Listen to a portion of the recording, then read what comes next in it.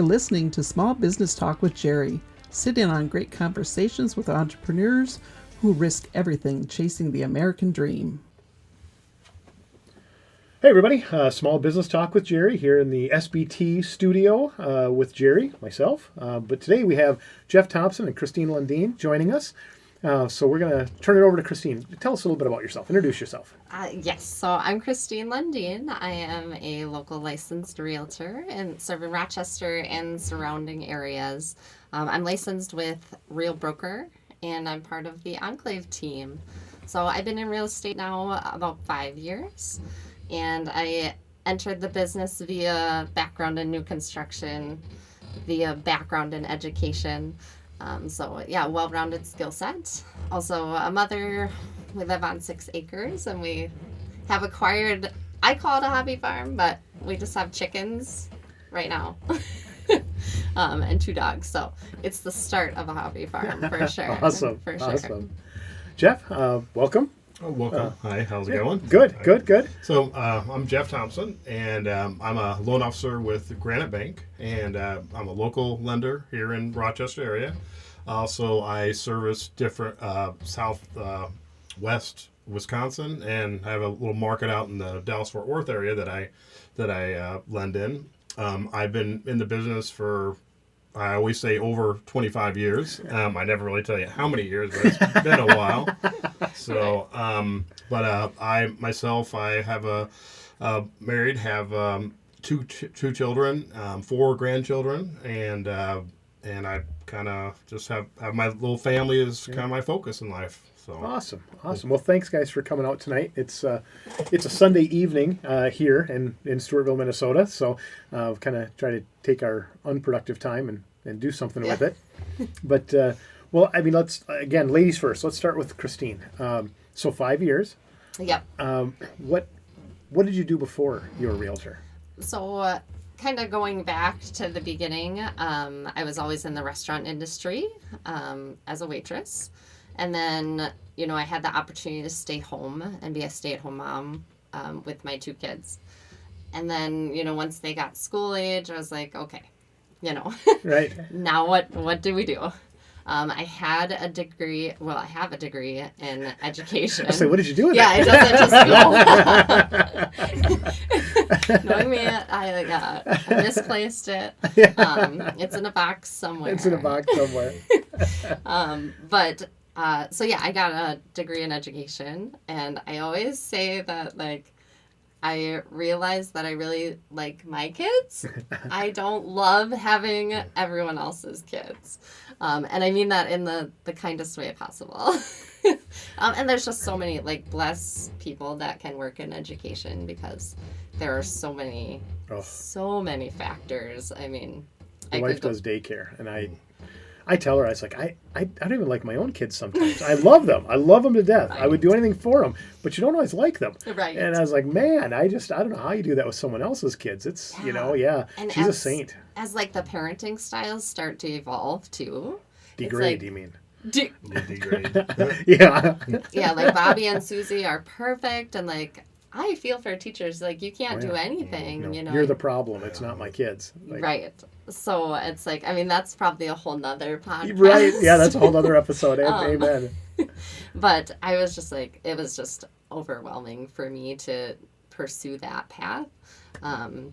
They need to, anyone that works with kids needs to be paid $1 million. Yes, for I agree sure. with you on that. Yeah. Our educators are definitely underpaid. Absolutely. So they really are. Absolutely. A friend of mine said something the other day. He said 3 out of 4 parents are terrible parents. So if you know a good parent, you're not it. Yeah. I was like, wow, okay, fair enough. That might be a little harsh, but it did make me laugh. So Right.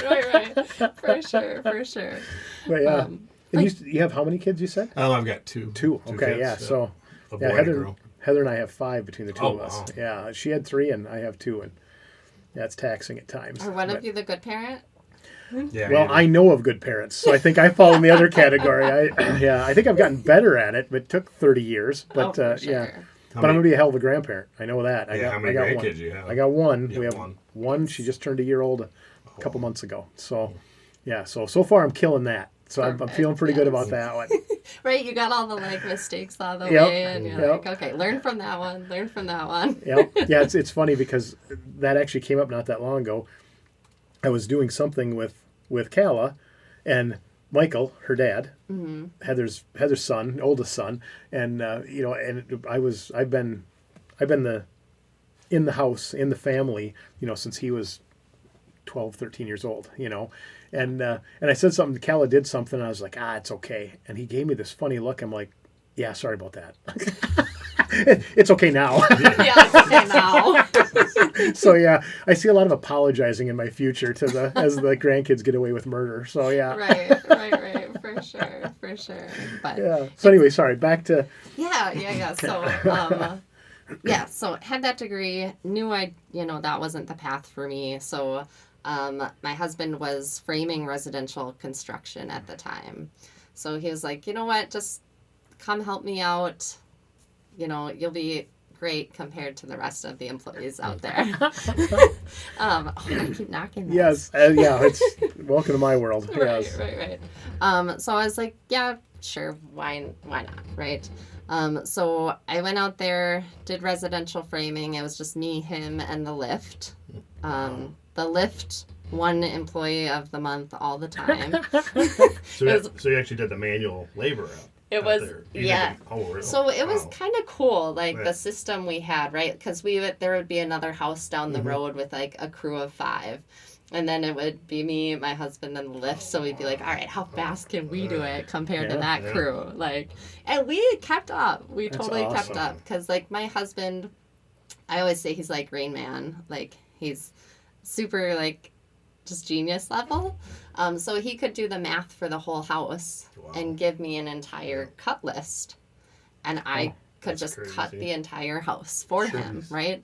And then once I was done cutting the house, like I would help him build walls. He would have the plates set out. I would help him build walls. And then I'd run the lift while he was like sheeting, things like that. Awesome. So it was like a really good system. Like a machine. Yeah. That's awesome. And we got really, really good at it, and we were making a good living doing it. But everything is heavy, and it's very cold. Oh yeah. And there's like 5 days of good weather in Minnesota, and it's never in a row. Yeah, either. right. So I was like, okay. My husband was getting tired of it. I was like, okay, what's the next practical path? Like I learned a crap ton, right? Like, Yeah, I bet. learned a ton about houses in the meantime, and working with homeowners, Sure. and working with other contractors, in that realm of construction. So it was a great learning experience. And during that time too, we were building our own house. Oh, nice. So yes, it was. And that was on your 6 acres, the same? This or was this- actually on just a small city lot that we had picked up. This was a story of like the realtor that listed it said it wasn't buildable. Oh, yes. Yep. Yep. So we picked it up for super cheap. And then we built it ourselves. It was just a small garage with 800 square feet living space above. But we were able to kind of scavenge a little bit. So that's why they said it wasn't buildable, because you couldn't have a big footprint? No, Is because that- there was only so much curb and gutter. The curb and gutter wasn't complete in front of the lot. But you only need X amount, right? It doesn't need to be the entire thing. I think it was something like 15 feet of curb and gutter. It didn't need to be the whole. So your realtor's statement of not being buildable, it wasn't malicious. It was just uneducated. Correct. Just misinformed and didn't take the Correct. time to figure it out. Right, exactly. And so, I wasn't a realtor at the time, but my husband worked construction. Sure. He knows the code book like the back of his hand. And he was like, no, Christine, like you only need this much. So I'm like, okay, well, let's talk to the city. Let's just make sure. Yep. And and so we talked to the city, and they were also like, yeah, no, that's within spec. buildable. Yeah, that's perfectly fine. So we bought it. The realtor was like, are you sure? Are you sure? Are you sure?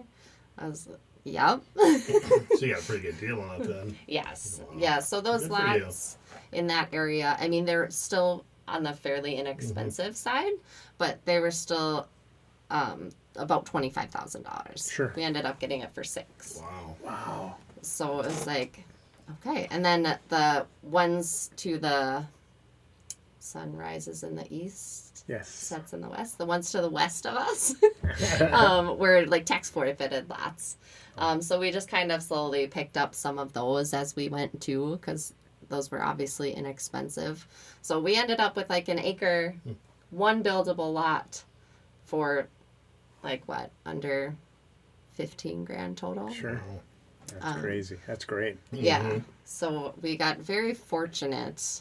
And that was kind of like, that story is also part of the inspiration behind becoming a realtor too, because Well, I mean, that realtor didn't do their client any service. I mean, selling it that cheap when they obviously the realtor convinced the landowner that it wasn't buildable also. right. So they were willing to take that much less. I mean, so I see where that would be an inspiration to treat people better and Yeah. get paid to do it and take just care of like- people. Nope. Right. Even just the small layer of like, I don't know, or like, you should double check that. Yeah. You know, like, that doesn't take any extra work, honestly. Like, And They could be their job, right? right. Yeah. Right, Well, right. it builds your resume at the same time because now you know something you didn't yesterday. I mean, that's Exactly. Yeah. What about you, Jeff? How about what did you do before mortgage lending? Because over 25 years ago. Yeah, over 25 years ago. So actually, very interesting. So I did actually go to college. I got a degree. So, Do you know where it is? Oh, I do know. Actually, let me think. Do you know whose actually, wallets- I do. It's in the box of my storage. I was saying, whose So- wall's hanging on? Right? Yeah. Actually, I got 3 degrees. So I got believe it or not, I got a associate's in business administration and a bachelor's in economics. And this is a weird one. So actually, back in actually right after the mortgage crisis in 2008, 2009, I looked at a different career, and I went into nursing and got my nursing degree. Wow. Yeah, over at Winona. Okay. And actually, worked a little bit in nursing arena, and then kind of I figured that wasn't for me, and lending was kind of my calling, and kind of went back, got Sure. back into lending because here I am. Right. Yeah. Yeah. But yeah, and that's something. That's amazing. Yeah, it is. So, but yeah, I was actually a CNA. I did home care. I did all kinds of stuff in the healthcare world. But before lending, back in the '90s, I'm not going to age myself too much, but I actually owned. Came from Dallas Fort Worth, and I lived down there for many years, and owned a roofing and construction company down there, and was very successful for a little while until we hit a kind of you always hear if you grow too fast, you can't grow too fast, or you're going to grow out of your business. Right. And that's kind of what we did. We grew way too fast, and we couldn't finance it, so Yep. I lost that business. So that was one of my things in life that I really worked hard for, but then I just kind of went into lending because that's kind of where my degree was, and so from kind of here I am today. Sure. So Sure. No, that's great. So what brought you from Texas to Minnesota? actually, it's kind of when I was in Texas, I had the roofing company was with my mom, and they also say never go into business with your family. So Yes. which I won't do again, but. I was about to say, didn't Yeah. Yeah. So, but no, she got sick, or she was got sick, ended up in a nurse, moved up to Wisconsin to La Crosse with my brother. That's where my brother's from, and she got sick, and so I kind of I was mama's boy, and I felt out to help her out, and so I moved in around 2002. I moved up to Wisconsin to help my brother take care of my mom. Sure. So, and she was in a nursing home for like 10 years. Yeah. So, but that's kind of what brought me up here. Okay. So, Okay. Awesome. So then, how did you get from La Crosse to Rochester? pretty much. I mean, I still live in the La Crosse area. Okay. So, but I work in my 2020 kind of changed a lot of stuff with the COVID, where in my industry used to be a lot of face to face, and now it's pretty much all over technology, over Sure. the phone, the computer. I mean, it's all done electronically, and I literally it's to if I do 100 clients, I may actually see, well, at closing, I try to go to all my closings, but when the whole process, maybe not even 5%. Really? So yeah, Wow. that's how I can do business, anywhere. So, Wow. so Well, I've been in the technology side of things. I've been a guest on a couple podcasts, not local, one in Maine, one from a guy in Canada, in the automotive side, and they use Riverside, which I need to get good at because I get 3, maybe 4 requests a week to do a podcast, but they're from all over the country. And Canada, so all over the continent, and I don't know how to do it yet. So having you guys sitting here, this works great. We've got the studio, but I've been a guest remotely, but I haven't had guests remotely. So I need to do that. I need to get that figured out here in the next week or two because I have turned down probably on the neighborhood of 40 or 50 guests. Wow. That sound really interesting that I would like to do, but I don't know how, and I haven't reached out to anybody to figure it out. So I need to get on that. But yeah, that's a big difference because prior to COVID, what was your percentage? I would probably meet with probably 80%. Really? 80, and then Huge if you go further back, I mean, when you didn't have electronics, you would have to meet with them to sign the paperwork. So maybe you met with 100%. The stone tablets got heavy. Yeah, pretty big did. No fax machines. You had to fax out the rolls of Fax paper machines. Yeah. So You said you weren't going to date yourself, but well, I think that ship has sailed. Actually, the fax machines are probably early 2000s. Yeah, so really. They really wasn't that long. Really ago. wasn't. No, Yeah, no, it you're feels right. like forever ago. Yeah. But think how quickly when you think about that, think how quickly that kind of came and went. Yep. I mean, really, Yep. in the grand scheme of things, True. how many Yep. years we did things and fax machine didn't exist, and they came and went relatively quick. Yeah. Yeah, and it's kind of with one of the reasons I'm with Granite Bank is it's based out of Minneapolis, but they've got branches all over the country. But I was just going to ask, how big is Granite Yeah, they're Bank? pretty big. They're corporates up at Minneapolis, and they we do have some banks, some branches up there, but we have actually banking branches, but we have mortgage branches all over the country. And what's really nice about working with them, and one of the reasons why I enjoy working with them is they do lending in 50 states. So yeah, and I'm doing a deal in South Carolina right now. Really? And I closed one a couple of months ago in North Carolina, and so yeah, it just kind of, and again, with the way it's done now, you really don't. So Granite Bank is an actual bank. It's not just a mortgage lender. No, it's an actual bank up in the cities. They've got Okay. Yeah, it is. Okay, awesome. So kind of on that thread, I'm just going to bounce back and forth if you guys are cool with that. So now you said you're part of the Enclave group. Yes, Is that correct? Okay. Tell me what that means. So they are based out of both Rochester and Eagan. Okay. So they're headed by Beth Nardowney. They used to be with Remax and then recently moved over to Real. A lot for like tech support reasons and tech advancements, because Real is a cloud-based brokerage. Like there is no. That was my next question. What is Yeah. Real? That's okay. So No it's a physical. competitor to Remax or Century 21 kind of thing, right? Yep. Okay. Correct. So they're their own brokerage, kind of joining in on that. Yeah, no brick and mortar to make things more affordable for their agents, and just advance things with AI. Sure. Well, this is gonna be a silly question because obviously you're with Enclave. Yeah. So you must feel that is it necessary to be with somebody like that? Because I see realtors out there that are kind of on their own, and you're Yes. not there. So I'm assuming you feel there's an advantage. My answer is 1,000%. Okay. Okay. 1,000%. I have always been on a team, and yes, you pay to be on that team, and you pay a good amount, really. Sure. Okay. But, however, there is so much to know. There is so much to know that I do think if you try to do this on your own, like, you're doing a disservice to yourself. You'll sell your client's property for $6,000. Yes, Yeah. honestly, like, Right? and you'll do a disservice to your clients, because there's just too much to know, and there's too many scenarios. I mean, there's agents on our team that have been doing real estate for 25 plus years, 10 years. It's like all across the board, right? Their experiences, and there's still scenarios that come up that they're like, hey, let's talk about this. Like, what's the best way to navigate it? So it's like having a a board essentially that you could bounce things off, like tech support. I mean, as you said Right. earlier. So if you run into something that you haven't seen before, do you put it out to the other agents within Enclave To and the wait for team. someone to say, I've dealt with that, Yes. I've got an answer? Yep. Really?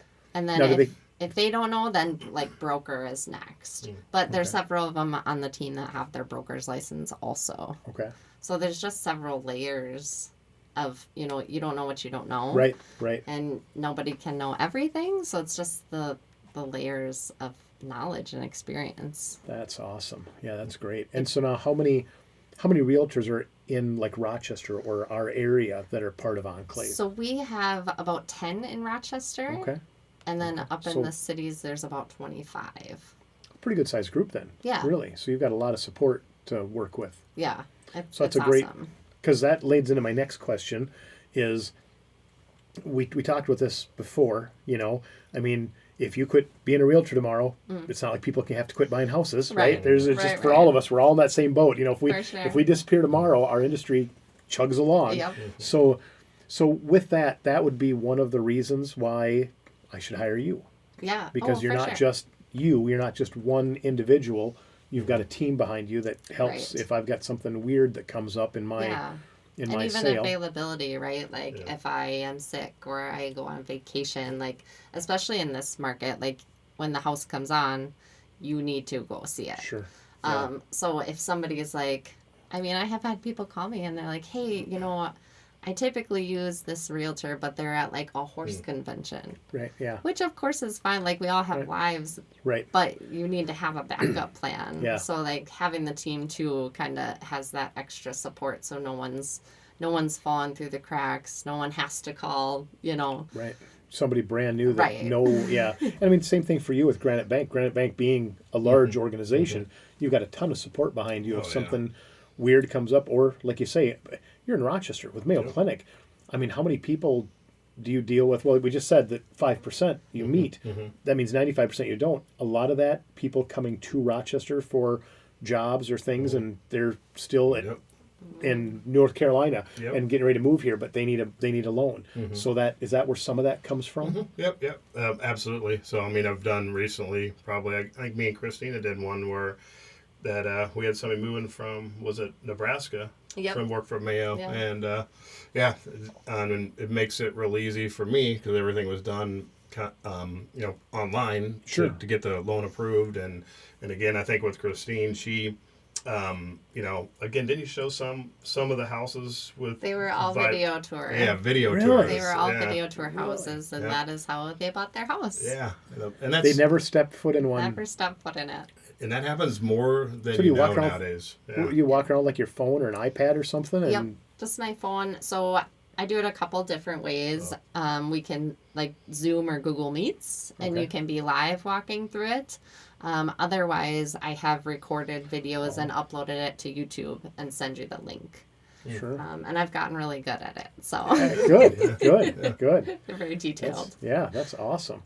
That's crazy. I mean, that's wow. Like That's- Jeff said, it happens way more It's- often than you would think. More than you know. More. Yeah, I actually have a client now that's moving from Chicago to Winona, and she has never seen a house, and done it through video. So same thing, another one, and that's it's getting more common. Well, I more suppose than- now as the younger generation is coming up, they're comfortable with that. I mean, that's what Yeah. they know. I mean, more so than an old guy like me. I mean, I'd be like, I'll be right there. Right. I'll find a flight. I'll gas up the car or whatever. It's right. yeah. That's so weird to me. But same thing here. I've got such a great crowd of people like yourselves to do these podcasts.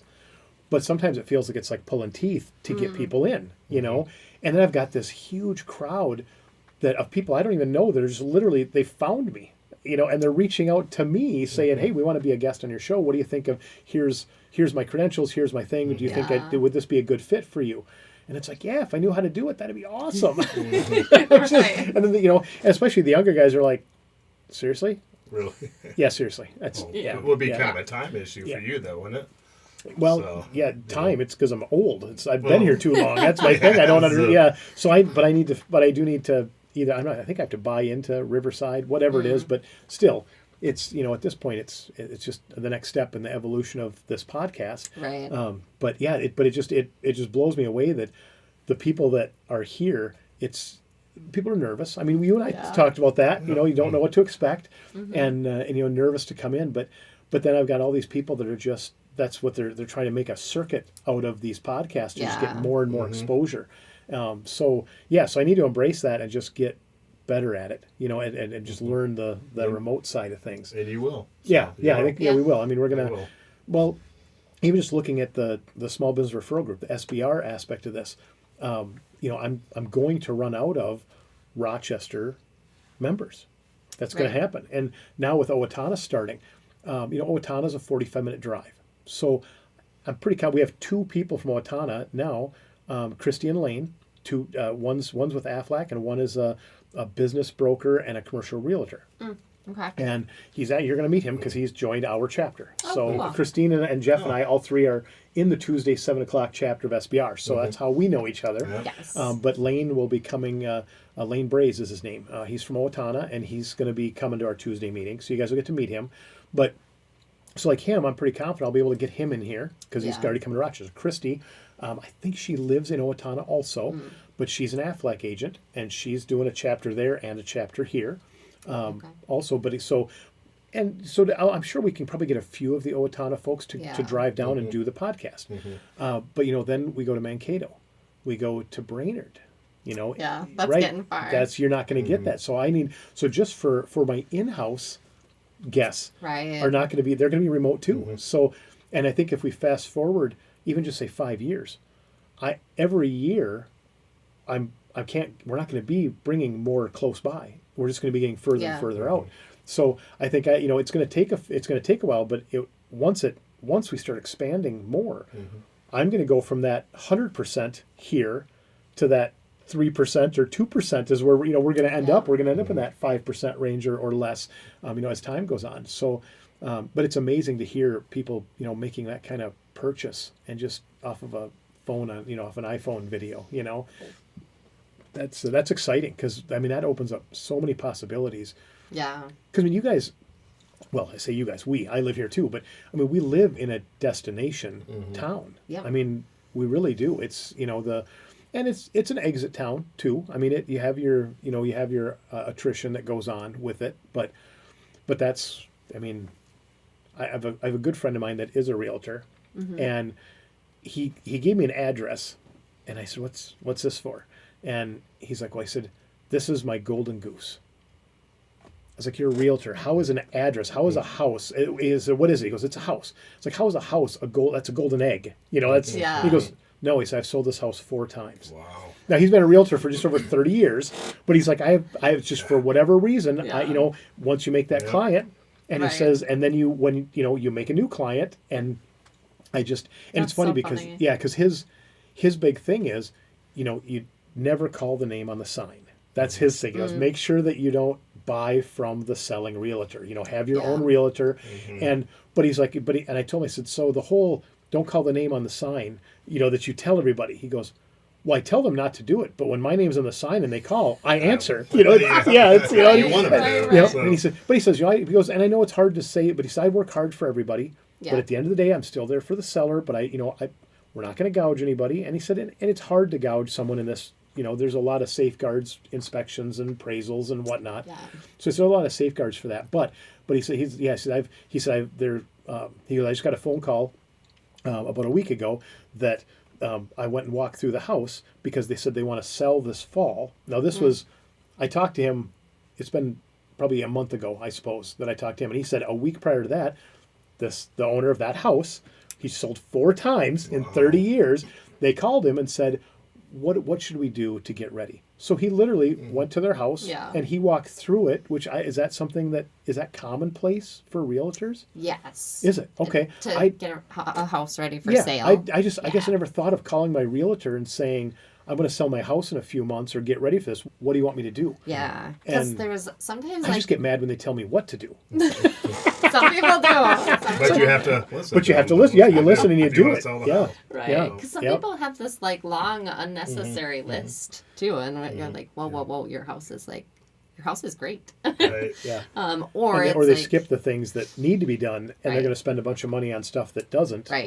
That's where you need an expert. And I Exactly. guess when I say it out loud, it makes perfect sense. That but yeah, he said he goes. I walked through. He said I won't get this listing for till probably somewhere in end of September to October. Yes. But he said this gives them time to do the things. He said, and the list is short.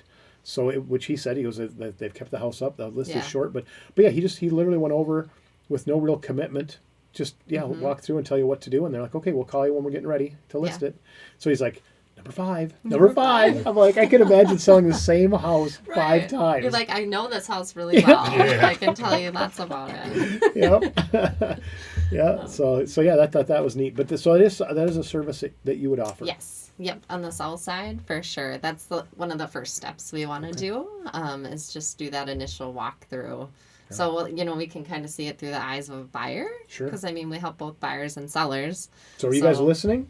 You call way ahead of time. Give yourself times to Yes. do the work. That's Exactly. yeah. I've listed Yeah. houses in a week, and it is not fun. I bet. Yeah. Bravo to those sellers, because they did do a great job, but they were stressed. Yeah. So, that 2 to 3 months is depending on your house, is best.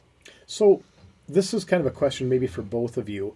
Little more towards, I don't know if it is more towards Christine or not, but so with that story in mind, it really, I'm not a realtor. I have no intention of ever being a realtor, but it really made me think, as a realtor, when you sell a home, people bring me their car to work on, Yeah. and I make the assumption that I'm going to do a good job, that they're going to be happy, and that they're going to come back. Yeah. That's right. As any business owner, you're like, I want to believe that I'm going to take good care of them, and we're going to build a client, and they're going to come back. Yes. When we're talking about houses now, if you bring me your car, and you bring it to me every time you need maintenance or an oil change or a repair, I'm probably going to see you a few times a year. Yeah. If people call you every time they buy and sell a house, you don't see them a few times a year. No. Right? That's not. Right. So, what do you do to make sure that you stay in front of them that you could sell a house 5 times? Yeah. That's for sure. That realtor has amazing follow-up. right. Yeah. And we talked about that. And he says, and he laughs. He says, when I was young, and he says that's been a while. He said I was like a used car salesman. Everybody got their generic card. I'd buy a box of 1,000 cards, Oh, sure. and I would just send out this. I'd sign it, and everybody got a card on their birthday. Everybody got a Christmas card, the generic stuff. But he said, It works. yeah, and he said he goes, it works. And I started thinking, but everybody does this. Why does this work? And he said, more importantly, don't worry about why it works. Think about, if I do something that not everybody does, how much better will it work? And that was his point. And so, and obviously, like I said, you sold the same house 5 times in 30, probably, he's probably about 35 years, 34 years, something like that. He's been doing this. That's amazing. Yeah, that is To amazing. have all of those clients. And the last 4 of them were buyers, not sellers. You think about that. When you list the house the first time, you got hired by the seller. But the second time they're a seller when they call you, but you met them as a buyer. They were someone else's. Yeah, right. They were someone else's. Both, yeah. Yeah. Well, but even if they used, but I would assume they used a different realtor. I see what you're saying. Yeah, how did he still end up acquiring them? Why Right. didn't they call their realtor that? Right. helped them buy Right. it? Because you would assume that at least some of them went in with a realtor that wasn't him, because he was the Right. selling. The first time he was, and obviously you sold it 4 times. You represented the seller 4 times, but the last 3 people, you met them as buyers. Yeah. You didn't meet That's them as sellers. interesting. So that's why I say it's like, what did you do to, and he says, I keep in contact with buyers and sellers, or sellers and buyers, both. He said, the information's right there. Right. And he said, but that's amazing that, so what do you, it's easy to do follow-up and stay top of mind when someone's going to come to you a few times a year, like for me. Yeah. When someone's buying a house, we've been in this house for 15 years. Now, we bought other houses along the way and bought and sold, but rented, things like that. But not everybody does that. Oh, so for sure. how do you guys pick who starts with it, but how do you try to get a repeat I customer? feel like I've been talking a lot, so And I'm good with that. But, no, that's a good question, Jerry. So actually in lending is kind of similar to being a realtor. Is our follow up is pretty much is how we get repeat business and We're trying to get referrals. It's to get referrals, but also you have to stay in front of them and because again, somebody will, if you're not in front of them, they're going to forget about you a year or probably 6 months down the road. So we have what's called CRMs, which are automated systems where they send out emails. Like I have one that goes out, weekly to some referral partners or to. I'm going to put you on pause for just a second. Just for everybody watching, CRM is Customer Retention Management. That's whenever we give the little acronyms, I like to tell folks what it means. There's so many. And if I don't know what it is, I like to ask so then I know. Yeah.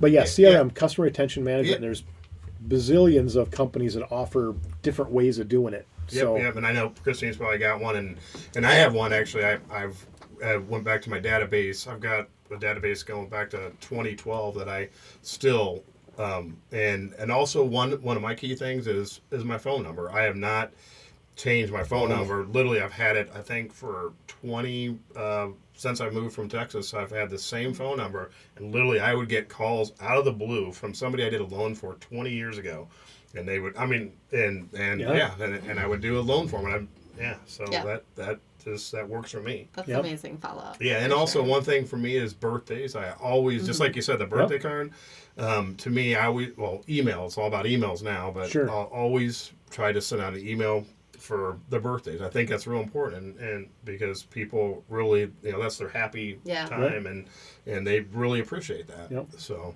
that's kind of my follow-up of what I do, so... I think, acknowledging those milestones, right? Like the birthday, house anniversaries. Yep. Yeah. House anniversaries. That's awesome. Well, and now like with LinkedIn, you can, the whole work, been at the job for 10 years and, those kinds of anniversaries, kind of milestones. So I do try to Facebook friend all my clients as well. And then there's like a 36 touch program essentially that outlines all your touch points for all your clients that you can put into the CRM, but also making some more a little bit more intimate or relationship. When you're talking touches, you're talking like in marketing we call it impressions, right? I mean, it's the same kind of thing. You just want to the more times people experience you, whether by different mediums too. Text, call, email, Facebook comment. If they see a business on a billboard, but then they hear them on the radio, and then then a friend says, "Oh, you should go talk to Jeff at Granite Bank." It's like that's 3 impressions. By that 3rd or 4th impression, people are going to remember you, even if they've never met you. Right. So or see you on a podcast. And for sure. And I'm a little bit of a hermit, but I do try to if I'm invited to a graduation party or the kid's birthday party of my clients, I do try to make as many things as I can. Just things like that. I make it kind of personal. Just getting out in front of people. And myself, I've done social media for years and years and years, but I think I got more serious about it. I think since last November, I've I had a coach at Granite Bank and kind of of doing videos, and I hated doing videos. Never just you wouldn't know that. I did. I keep interrupting Jeff, but do you guys know we're sitting with the mortgage dude? Yep. Yeah. So that's as I say. So if you're on social media at all and you don't live under a rock, you have seen this guy in his videos, and you don't look like you don't like that. I mean, you don't look uncomfortable. You do a very good job with it. Yeah, thank you. I appreciate that. Yeah, it was when I first started it was tough. It was really tough to do it, and after doing it a little while, it just got easier and easier. And but there is one thing I want to kind of tell you why I kept doing it, and this is what I tell people is, so I get a call out of the blue. It's like I've been doing it for 2 months, and it's a younger realtor, and just new to the business, probably in his 20s, and he calls me on the blue and says, "Man," he says, "I want to meet you for coffee." And I'm like, "Okay." And then so we get to talk, we go to coffee and everything, and he goes, "I got to tell you that it is so cool that an older dude is doing videos." I thought that's where you were going at this. Yeah, so it's awesome. So I literally, I didn't know how to take it. I just was kind of shocked, and then I left the meeting, and You still get around pretty Yeah, good. I was driving. Yeah. So, but I was driving home or driving back to the office, and I thought to myself, like, that actually helped me. That's a real compliment. I mean, it really is. It kicked me off to the next level where it is, because there's nobody, especially in lending, nobody does videos. Very rare. Very few people do. No. It's all realtors you'll see all over, And again, I try to get Christine to do videos too. I'm still pushing her. Keep pushing me. I'm gonna keep pushing her. So, but yeah, that's kind of what pivoted me off to the next level. So. Well, one of my favorite things about your social media videos, I see them all the time, and I always stop. I always watch it all the way through, and what I think is and I don't mean this as a slam. I mean this as a compliment because I find some of them, even when they're not trying to be funny, I find them funny because you share that video with so many people. I mean, like doing the video. There's somewhere it's just you, but you have a lot of other people in your videos where you share the spotlight with Christine or with a person. Yep. And I would say probably a third of those videos, the other person looks terrified. They're just like, they look so awkward, and it's just, and you are just so smooth and happy to be there. And it's just, it just reminds me of the old Bugs Bunny with the bulldog and the little dog bouncing around. It's just like the ones just kind of stand there like looking at the camera like, and Jeff's just going on and talking about it. And it's so impressive that you're able to hold it together and enjoy what you're doing. And then, and the other people, they're like, I don't know about this. You see that look on their face. And I think it's just great that you're getting these other people involved. I think that's very cool. There was like the sweetest video too of one of your clients, and she did like a video testimonial while you were standing there. Yeah. It must have been at closing. Yep. I was like, oh, that is that was great. Yeah, it was a customer of mine, and again, with me, my biggest goal is try to, I want is customer satisfaction, and I want people to really, care about what the job I did, just kind of like both of us do. But this customer at the closing, she goes, she says, I've seen you all over. You're the mortgage dude, and I really want to do something for you. I want to give a testimony. I'm like, okay. I'm like, this is kind of different, and so what a compliment. So her husband grabbed the camera and started videotaping, and she did the testimonial, on video, and then she posted everywhere, and I was just like, wow. So that's amazing. That was pretty cool. So Jeff and I had a conversation about a week ago, and so when I see the mortgage dude, right, the first thing that comes to mind is the Big Lebowski, right? Yep. So, and I told him, I said, dude, I need a picture of you in like a Hawaiian shirt, something fun, something loud, just something fun like that. And I said, I want to do a logo for you. Well, then Jeff just gets out of his comfort zone and jumps into AI, and he sends me, like 5 minutes later, he sends me this little logo of the mortgage dude. And I'm like, well, you don't need me, but it would have been fun. I said, I'd do it for nothing. I just wanted to do something. I thought that would be so cool. And so, but now I think your videos, you need to pick up some Hawaiian shirts. I think because that mortgage dude logo, I think that, so, and that leads me to something else I want to talk about with you two. Realtor, mortgage lender, both professionals, right? I mean, no one's framing houses anymore, right? No one's out there getting sweaty, throwing hammers all day. But like for me, when I'm at work, usually I have something that has my logo on it. I mean, and it tells people what you do, and I can wear that polo or that button up. I can wear that to a chamber event. I can wear that going out for dinner, and it's fine. Ladies, don't do that. I mean, because it's not your wardrobe. It's not, you don't put the blouse you're wearing. You don't put a logo on that. You just don't. Now, Jeff, you could have a logo on that shirt and we wouldn't think twice about it. It wouldn't, and even a shirt like this one's got a little loud for that, but you do a button up, a shirt like this, but more solid color, you don't think about it. And I mean, half of my wardrobe has logos on it. And I might be off. It might be more like 65% of my wardrobe has logos on it, but ladies don't do that. So is that a hindrance at all? Do you ever think about that going? Never thought of that one. Whoa. I personally don't. I mean, that's a good point. Like, I have seen realtors wear name tags, but I feel like that's not super commonplace either. No. Well, name tags, they look like you're supposed to be somewhere. It's where this question, I've never asked anybody this question before. This is the first time asking this, but it came to mind with me, a good friend of mine. I mean, for the folks who have been watching these podcasts for the last 2 years, I'm about 130 pounds lighter than I was a year ago. And so that means different clothes. Yeah. So I have a good friend of mine who wears the same size I used to be. And I asked if he wanted some of the stuff, and yeah, absolutely. And so obviously all the stuff with logos just went away. But the other stuff, and then he says the other day, he said, he owns a business, 2, to be exact, and he's like, everything I wear has my name on it. It's all my logos. It's all got my name on it. So I said, if you've got somebody else that wants it, I said, I'd be happy to take it. It's cool stuff, but I'm not going to wear it a lot because I promote my businesses all the time. Right. And then I started thinking about that, and then just sitting here, I'm looking, and it's like that. Professional women don't wear logo gear.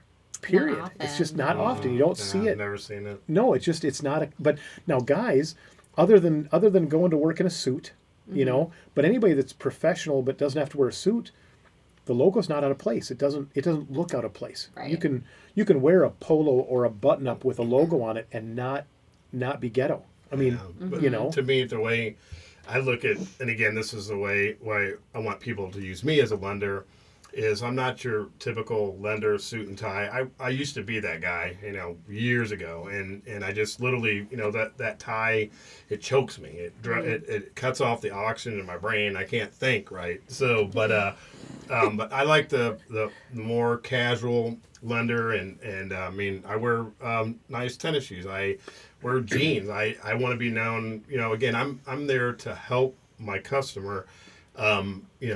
To get their dream, to buy their home, and it's not about what I look like. It's about what I can do for them, and I like to do it where they can feel comfortable, where they're not dealing with some, a lot of lenders they scare the buyers. They really do. They kind of they just seem to be a little bit up here than where the customer may be down here. But I'd like them to feel comfortable, and that's the way. Kind of portray my business. So good for you. Good for you. Like the mortgage dude. Yeah, so. Yeah. I love that. I just when you sent that, the first thing I thought of, I see that on a tumbler. I see that on a shirt. I just I just all over. I just think that, and that would be I know. Well, when we financed this house, I walked out of there with like a goodie bag. I mean, literally had a tumbler, and we had some pens, and we had a couple coasters. We had like here, I had a guest bring me this. He has a laser engraver. And he brought me this. He's in our Wednesday chapter, and he brought me that. And he said, I thought that was very cool. It's like that was really neat. Super cool. Yeah, that was fun. But point being, it's like that logo wherever you put it, it's an impression, right? Yeah. It's a touch. True. It's an impression, And so, but I always thought about that. That ladies have always, it's that image versus now. The other thing is, ladies can look like $1 million, and it doesn't come off. It's not intimidating. Guys walk in, look like $1 million, 3-piece, vested suit. It's intimidating. It's a different look. Yeah. So the fact that you recognize that and then do something about it, I think that's great. Yeah. I mean, nobody wants you to come out with your shirt half untucked and little cheeseburger on the collar, but right, but you can be professional without being trying to be intimidating. But ladies carry it so much better.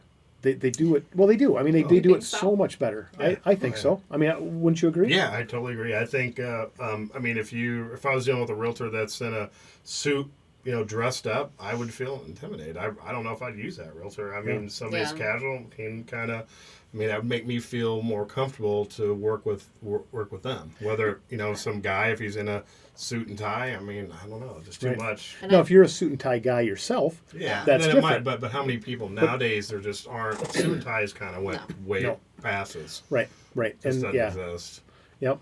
When I got out of the corporate world, that was the one thing I said. I said I dumped every suit. Yeah, I did too. Except same thing. one. Good for you. I kept one. I did the same thing. Yep, I kept one. I got rid of them all. Yep, I kept one because I said weddings and funerals. And in all honesty, I haven't worn a suit to a wedding or a funeral in probably 10 years. Yep. It's been at least 8 or 10 years since. And I'm not a funeral guy, and I've upset some people along the way by not attending a funeral, which and it's a cop out. but I'm what's the reason for that? I am. Yeah, Jerry. Yeah, Yeah. let's turn the tables. Wait a minute now. So, Jerry, I don't think this is how this we're works. going to call it Jeff's business talk.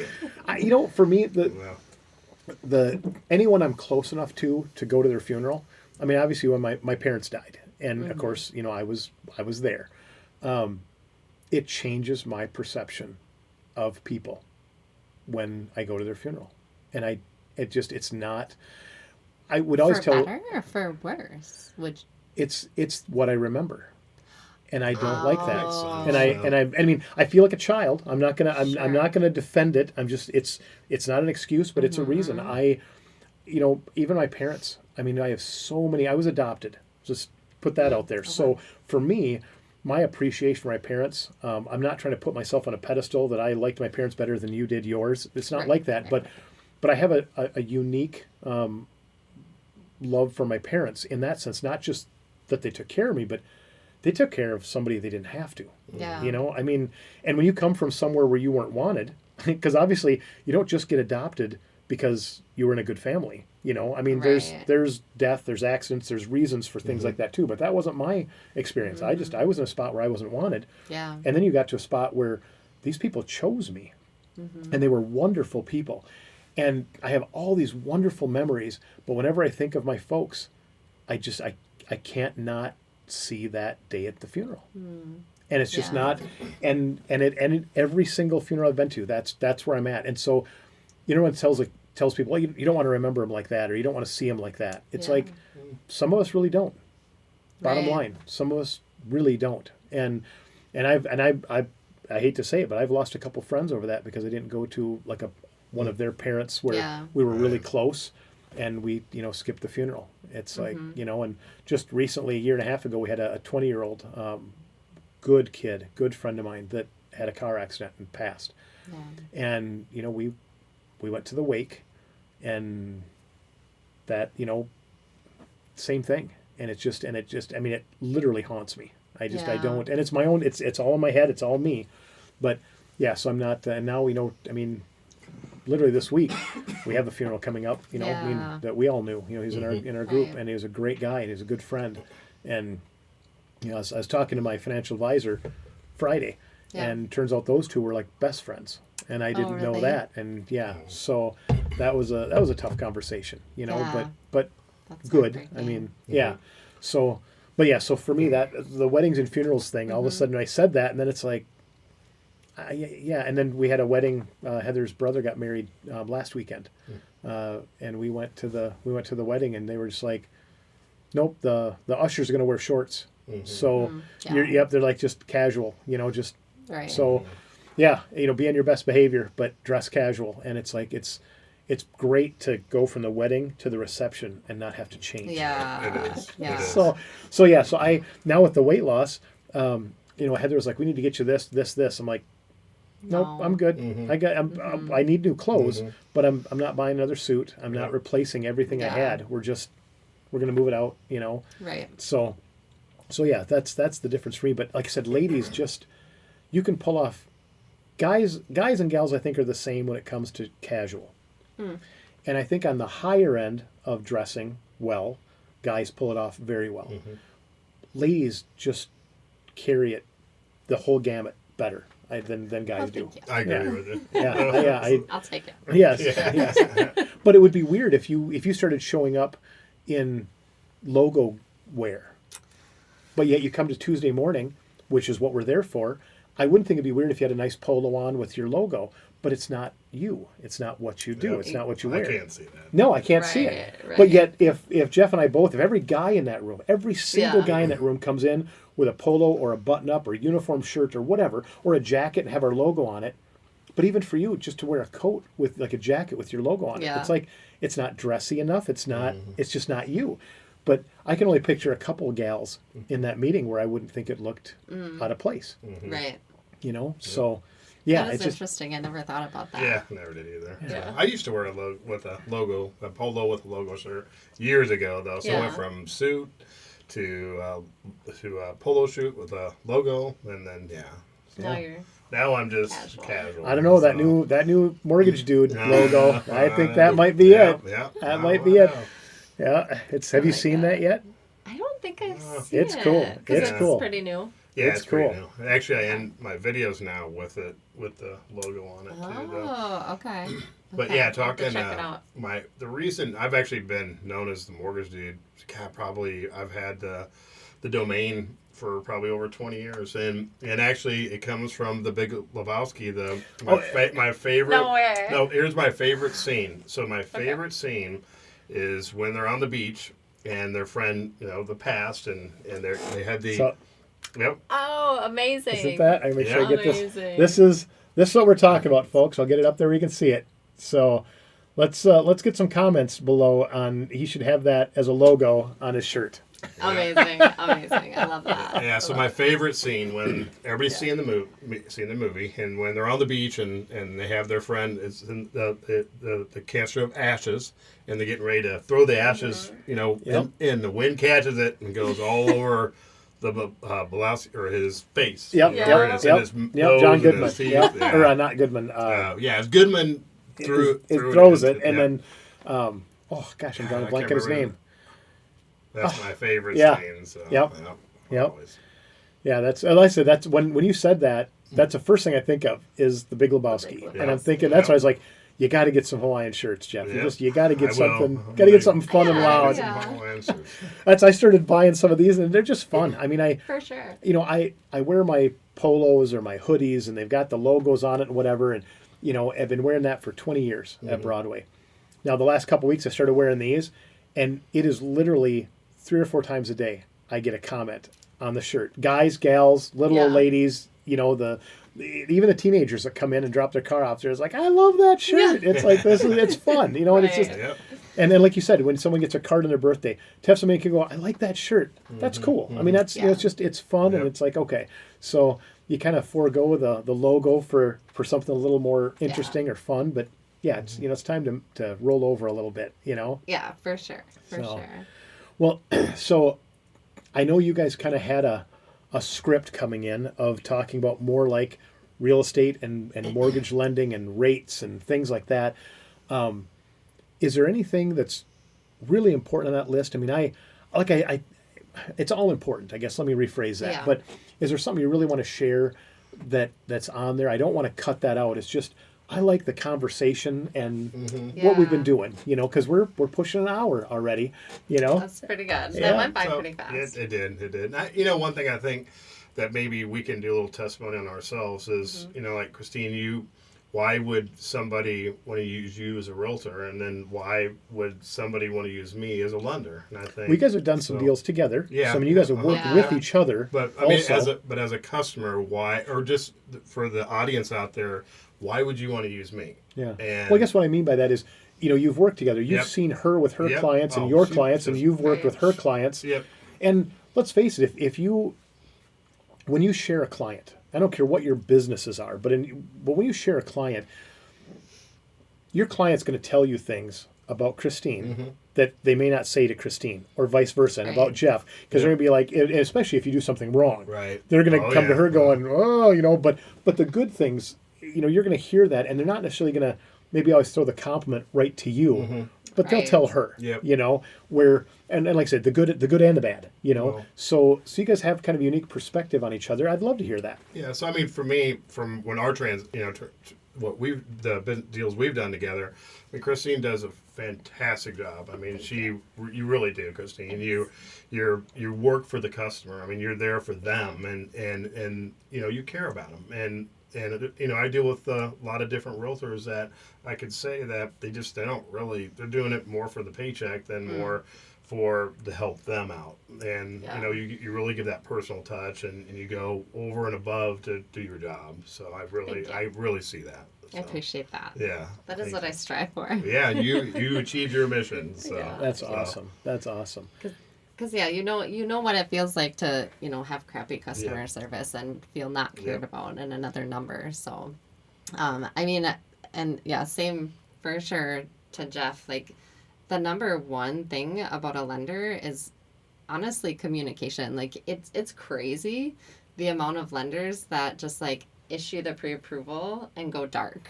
Mm-hmm. It's like, okay, wait, what? Like, we're under contract. Like, what's going on? Did you order the appraisal? Like, is everything all good? So your communication was like top notch, like every week. And he doesn't have to, right? Right. Like, he doesn't have to keep me or the client in the loop, right? And like, there's a lot of lenders that don't. And that's just like another layer of comfort for the client, right? And that's at the end of the day what it's all about when you talk about like the client being comfortable. The more you're communicating with them, because there's that long silent period where you go under contract. You don't Yeah, buy a maybe house and don't. close on it tomorrow. Right. Right. It's yeah. like Yeah. 30 to 45, Yep. sometimes 60 days.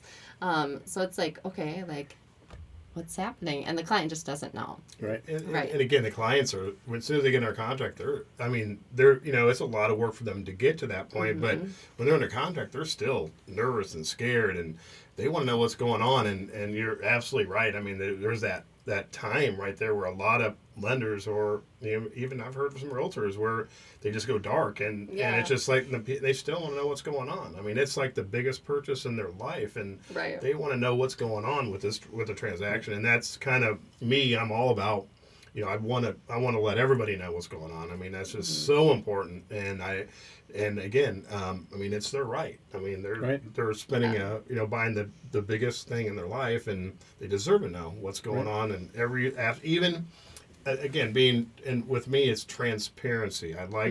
There's so many lenders out there that I've heard that literally that realtors they'll make a comment about where something's starting to go haywire on that deal, and the lender you can't find them, Right. or you can tell they're BSing, they're lying, they're not telling you. I believe in being transparent. You're going to know exactly what it is, and whether it's if I did something wrong, you're going to know. I'm going to be transparent about it. And I think transparency in real estate in the business from both sides is humongous. Well, I know when I was younger, I was a bit of a handful. I said what's on my mind, and it spare no feelings, You know. I know, Yes. I know. But So shocking. But I bought a house, and it was about a month and a half, 6.5 weeks from contract to closing. We are in the title company's office to do the closing, and we can't close. We have issues. And, my thing was, of course, they're like, well, we're missing this. And so then my mortgage lender is like, well, why don't we have that? I don't know what that is. And you're looking at me for it. Well, and he's like, you have to provide this. I'm like, Oh, they asked you why don't we have it? At closing. At closing. Wow. Why? And I'm like, I brought money. I have furniture in a truck. Wow. When it comes to buying a house, the buyer needs to pay for the house and then move his furniture in. I got Right. those two things covered. You guys are in charge of, and I was so upset. Yeah. I'm like, Yeah, you guys are in every charge right of the to rest be. of this. What have we been doing for the last 6 weeks? I realize it took 6 weeks, but isn't making sure all of this is here today? Isn't that what that 6 weeks is? And I was just like getting loud, and it's like, well, what? And it ended up taking us another 12 days. Golly. I literally was moving from the cities. I had a moving truck full of. Yeah. We were going from an apartment to a house, so the house was going to be relatively empty when we got there. Yeah. But I had everything I think we were in a 26-foot moving truck, and we had it stacked like Tetris. Everything was packed into it. But we're literally moving, and we had to be out of our apartment on Saturday, and we're closing on Tuesday. So I'd been in a hotel with a moving truck for like 3 days, and we went another 12 days But before we could close. the really sad part about that story is it happens more than it happens a lot. And But working and with again, you two, that's- I would have had a phone call somewhere along the you- way going, we're missing this. you would have never been at that title company. Right, You no, it would would have been along the way. You would have known. Again, Yeah. again, that's when you deal with experienced, realtor, lender. You're not going to have those issues, or Yeah. if something comes up, you're going to know about it early on. It was a not gonna- horrible Right. It will experience. never come down. We're to all that. checking in with Yeah, each we're other, always title, on lender, top realtor. of it. So, Like, and just kind of like, with the way Granite Bank works is we, as soon as we get the house under contract, we get the application done, we send it right to underwriting. If it hasn't been underwritten already, we'll send it right to underwriting, and that way we either have it underwritten or it will go to underwriting. So that way we know if there's any kind of issues with that file right away. Yeah. Well, my realtor, she was young, and I don't know, must not have had much of a support staff, I'm guessing, but on like day 3 after we couldn't close, so we're in our 12 days trying to get closed, she comes in and says that, I don't remember what we were missing. We were missing something, but whatever we were missing, underwriting had said that was missing like 2.5 weeks before close. So, But she didn't know, and so no one had told her, no one had told me, and it was something from my bank that I had to get. So the bank failed. Oh, I had to get it. We 100%. didn't. Yeah, we didn't. My bank was Wells Fargo at the time, and we didn't do the mortgage through Wells Fargo. We did it through a broker of some sort, through another lender, but we needed something from Wells Fargo. Well, Wells Fargo doesn't do anything fast. Right. And, this was 20, 30 years ago, 25, probably 30 years ago. And they didn't do anything fast. It took them forever to get what we needed. And it was just a nightmare. But the point was, my realtor, she found out, I'm like, well, how did you find out that underwriting had asked for this, literally 2.5 weeks before, 3 weeks ago now, 2.5 weeks before closing. And she's like, well, I'm like, let me re-ask the question. Why did you find that out now? Yeah. And you couldn't find it out before we closed? And she was like, well, to be completely honest, I feel like I probably should have known this before. I should have followed up on this beforehand. But then she blames the lender, saying, the lender didn't let me know that underwriting was looking for this. And I was like, but, and she was young, so I don't understand your business, so I don't know who really dropped the ball in that scenario. Everybody. Yeah, when I say, it sounds like everybody is. But that's 20, 30 years ago. Yeah, it was a long time ago. And now, everything now is done so different from 20, 30 years ago that there's no email trail. There wasn't no email all trail. That, and there's no all that communication, and it's night and day. So I mean, I did business back then, and I could see that it falling apart. A phone call that turned into a Post-it note that fell off the monitor is what happened. Or a fax fell off on the ground, rolled under a right. That's like you see in the movies. Yeah, but I mean something like that. Yeah, because there'd be no email trail to follow today. You could, but she felt terrible, and she was young, and she's like, I just didn't know I should, and she was very transparent about it after that. But once it fell apart, then she put the effort in, and she was just like, I didn't know, I haven't had this happen. I didn't know that I had to babysit this. Right. So you do. Yeah, so I'm guessing a receptionist took a phone call from an underwriter or something. I mean, somewhere along the way. But they knew about it when 2.5 weeks would have been plenty of time to get it fixed. But so no, I can really appreciate that. It's important to know that you guys are watching for your customer, because right. as a client, I'm the guy buying the house. I don't know this stuff. Yeah. And I don't want to know this stuff. I don't want your job. I don't. Yeah, I'm not going to be a lender. I'm not going to be a realtor. I'm going to do what I do, and I would like to pay you guys, and I'd like you to do what I'm paying you for. I mean, that's always my mentality. It's like, you don't have to be the best. You don't have to be the cheapest. You don't have to, just do me right. That's what people want. Right. People.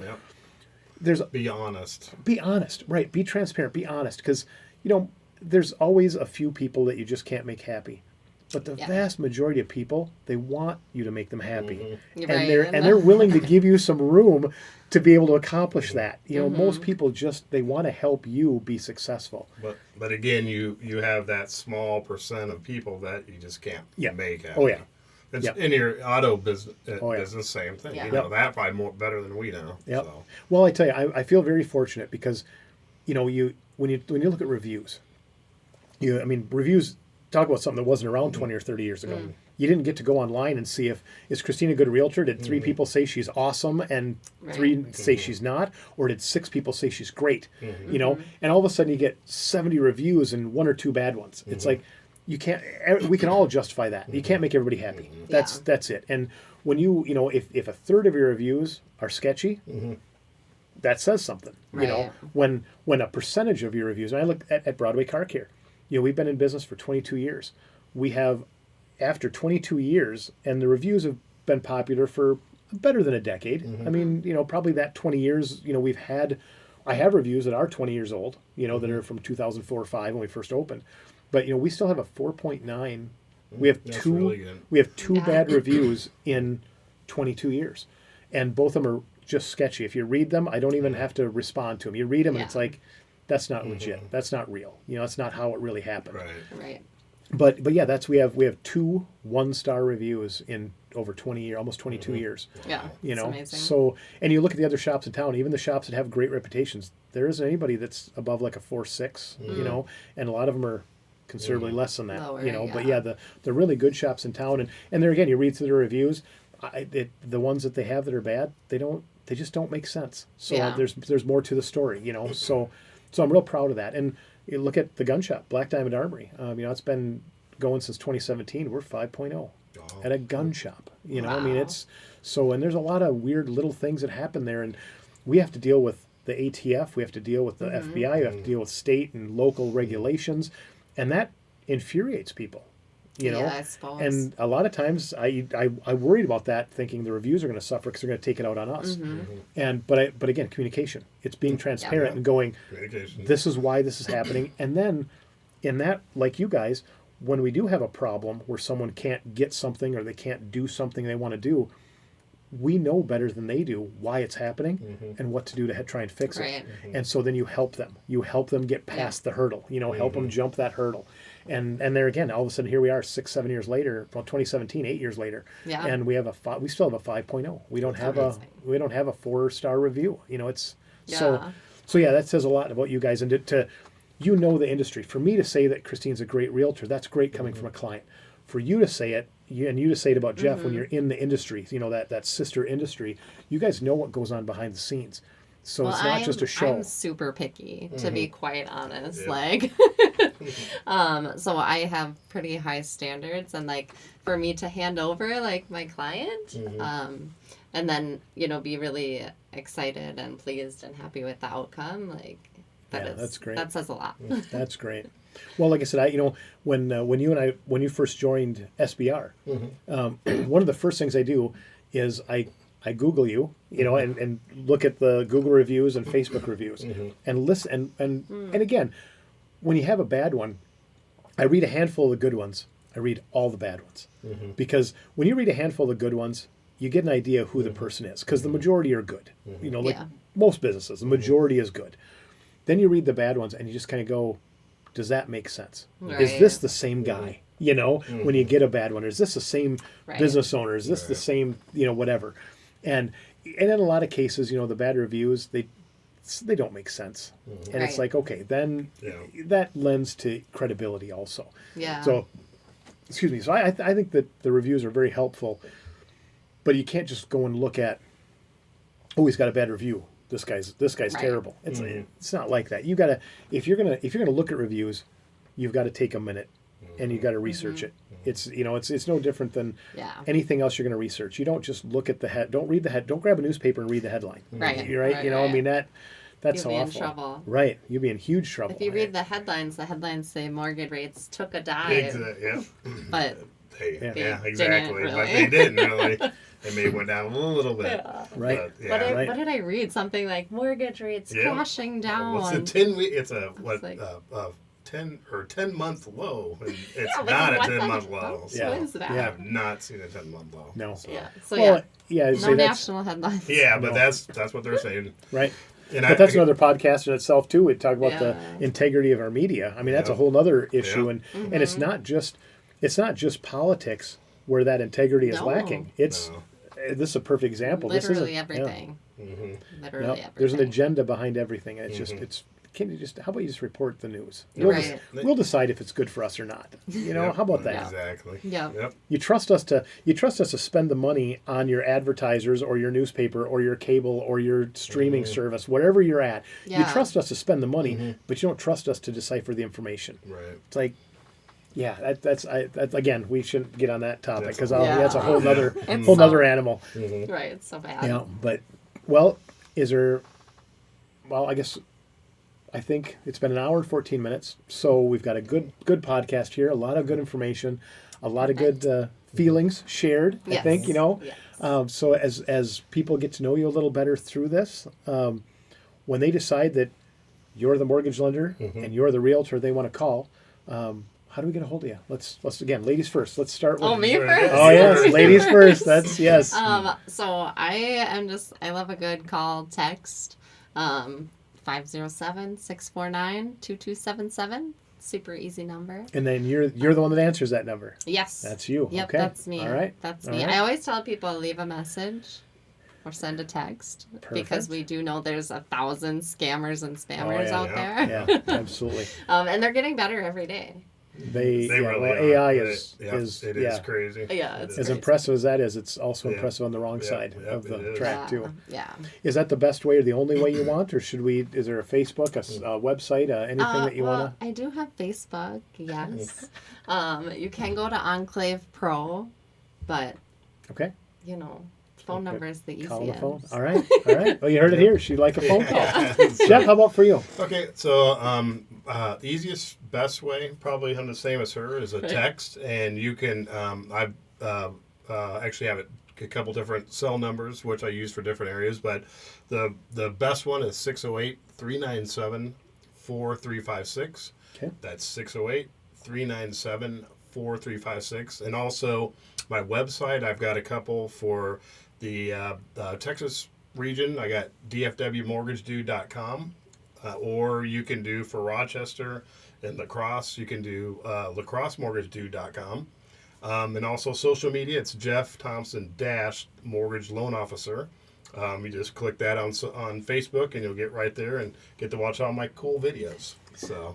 And they are fun. Yeah, they are very cool. They're very cool. Wait for the new logo. It's coming. Yeah. Oh, it's out there now already, isn't Yeah, it? it is. Yep. But I might get the one like you were saying, Yep. with the Hawaiian shirt. Yep, I think that's. I may just have to wear that Hawaiian shirt this week. So Yeah, there we go. There we go. There we go. I know where you can find them. Awesome. Well, guys, was it as terrible as you thought it was going to be? No. No, Good. Not at all. a little Good. nervous at the beginning. Yeah. But yeah. Yeah, kinda good. went away, Good. so. I'm glad. That's our goal, is to keep it fun, and I really want people to get to know you. Get comfortable so that when they call, they want to call. It's Yeah. not and you're not just a voice on the other end. Now they can kind of put a face to a name and integrity. I mean, the Right. transparency of things. All the good things we talked about. So, with this being said, you guys kind of shared this one. You guys want to come back and do it again sometime? Sure. Yeah, of course. Awesome. At We'd love least to. now we'll know what to expect. Right? Yeah. Now you know what to do. Yeah. Tell your friends, right? Ask for Yep, the yep, referral, right? exactly, exactly. Say it, tell your friends. All right. Well, anything you want? Any last parting words? Well, I'm good. I think that's it. We're right, just all happy right. to be here. We All right. appreciate you. Yeah, Awesome. thank you, Jerry. Really appreciate it. You're So, welcome. yep, You're welcome. yep. Thanks for coming So, on. It means a lot. So, everybody, the Mortgage Dude, we've got Jeff Thompson. We have Christine Lundin with Enclave. Have a great night. Thank you.